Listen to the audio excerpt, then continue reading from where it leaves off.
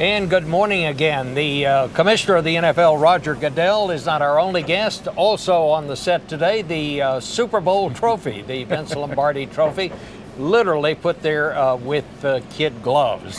We may make some history as well today. If all goes as expected, this will be our first Face the Nation broadcast commissioner. That includes a blimp shot. So we'll all be looking for that. Let's just start with the state of the game right now. You have had, I can't remember when the NFL had a better season than they had. Great teams, great stories, climaxing in this story of this Cinderella team from New Orleans playing against maybe the best player in the game today, Peyton Manning. But you've got some tough days coming up because the contract between the owners and the players is about to run out. If you don't sign a contract, I take it by March, this will be the first season in a long time when you had no salary caps. In other words, you can sign a player for as much as you want to or as little as that person is willing to play for. What would be the impact of that?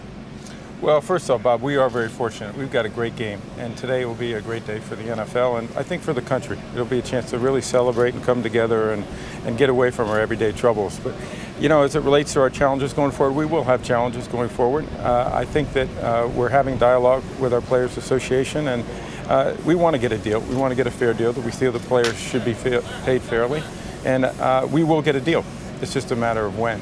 As far as what it'll do if we go into an uncapped season, I think it will not affect the quality of our game because we have collectively bargained a number of restrictions in our way players can move with free agency and other terms, and I think it will continue to be a high quality product, which is what we're focused on.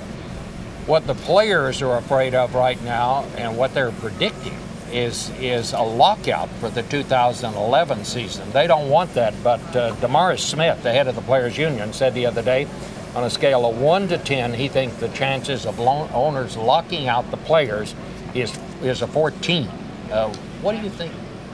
You agree with that? I don't agree with that. I think the issue for us is to get an agreement, and we've got to work hard to get that agreement and a fair agreement, and I think that's what the ownership is focused on. The owners don't win by having a lockout. Shutting down your business is not good for anybody, and it's certainly not good for the players. It's certainly not good for the fans, and that's most important to us. We want to structure something that really is going to lead us into the next decade in a way that's constructive, so the players benefit, the teams benefit, and most of all, the game. You split up the revenue now. What players get 54%, the owners get 46%. A lot of people say the owners just want to flip that. Well, it's actually, they get 59%. And what's happened since we signed this new deal in 2006 is that they've actually gotten 75% of all incremental revenue since 2006. You're talking about the players? The players. We've generated about $3.6 billion in incremental revenue since 2006. 2.6 of that went to the players. And the owners are actually $200 million worse off. So there's a way to structure this where the players continue to benefit and the owners have the opportunity to invest back in the game and grow the game so that there are more opportunities for our players. Well, Commissioner, are you saying the players are going to have to take a reduction? They're going to have to be willing to get less revenue than they're getting now? Well, what we're asking them to do is to recognize the incredible costs, which they have already acknowledged, that are required to grow revenue. You have to invest in these stadiums that we're in today. You need to find new ways of creating revenue, whether it's international or otherwise. And that takes investment. And we need to make sure that the owners have the capital to be able to do that. And then the pie grows and everyone benefits. And so I think the players will continue to see growing revenue, growing salaries, but their salaries have doubled over the last decade. Are the owners on the same page on this? Yes. One of the things that's very important is make sure that there's transparency in the process, not only with the players, but with our owners and with our fans. And we want to make sure that that's there so everyone understands the issues and we can address them reasonably. This would be just kind of a layman's question, I suppose. But is there any concession that either side could make that would get these negotiations going and get it off the dime where it seems to be really stuck right now?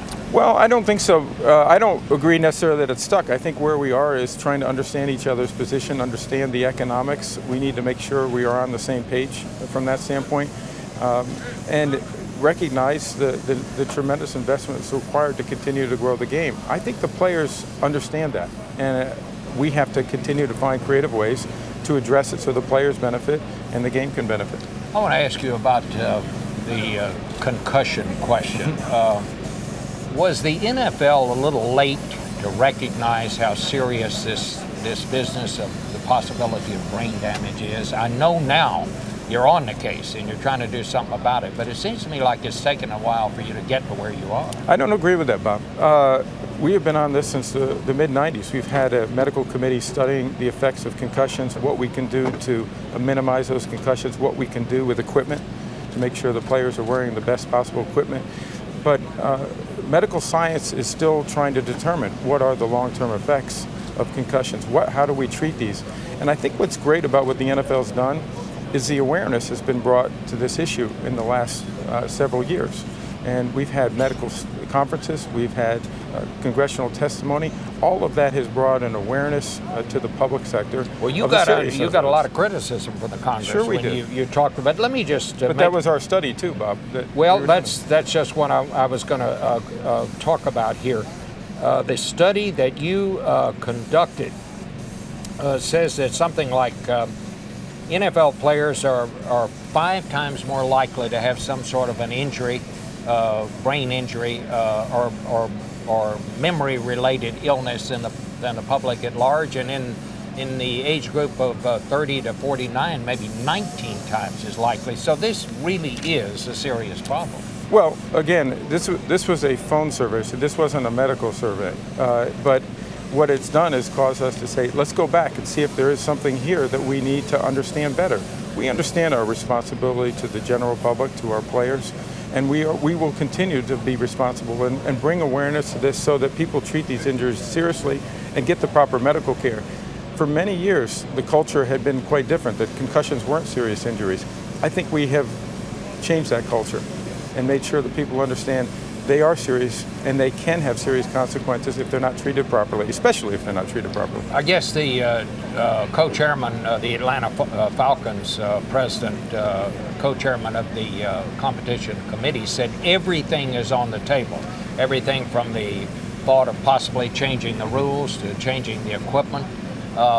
Where are you on that? I mean, football's a rough game. Can it be the same game if, like some people are saying, maybe we ought to do away with the 3-point stance for the linemen? I mean, well, we have changed the game and we've changed the culture, and I think the rules changes that we've made over the last several years have made the game safer for our players.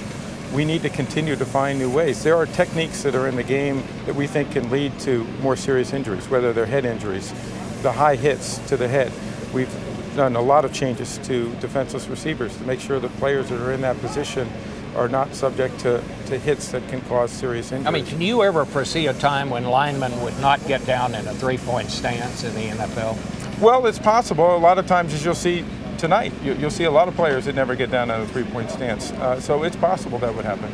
I want to just talk a little bit about this game today and this whole incredible story of New Orleans. And here you got the Manning family that were kind of the heart and the soul of New Orleans. Archie was a quarterback for the Saints and all of that. And now his son Peyton going against New Orleans, this city that's come back from Katrina. What does that mean to you, Commissioner, into the game here? Well, it means a great deal to the people of the Gulf Coast. And that's important for all of us because we're a big part of that community. And we stood strong with them when the hurricane hit and their tragedy struck, and it was something that we wanted to be a part of, helping rebuild that community. And I think the Saints became a symbol of hope. Not only did we physically help rebuild the city, particularly the Dome, but we've now since extended our lease, and we've actually awarded a Super Bowl in the future to New Orleans. So I think all of that has helped the people have a better sense of optimism and strength, and they've inspired a country with their courage, and I think the NFL has been a big part of that, and we're proud of that. But it's the people of the Gulf Coast that make it special. You are, as far as I know, the first commissioner of any professional sport that started out as an intern in the commissioner's office. I mean, you really did. Yes. Where along the way did you one day say, you know, I think I'd like to be the commissioner? You know, I really didn't focus on that, Bob. I was so fortunate to be a part of the NFL, to have the opportunities that I had and great mentors along the way. And I just feel like the luckiest guy in the world to have this job. I was fortunate just to be part of the NFL, and that's all. That was my career ambition. So the commissioner was just sort of it's a huge responsibility, but something I take very seriously. Commissioner, it's a pleasure to have you with us today, and we're looking forward to a great ball. Well, it's great to have you, Bob. It's going to be a special day for the entire nation.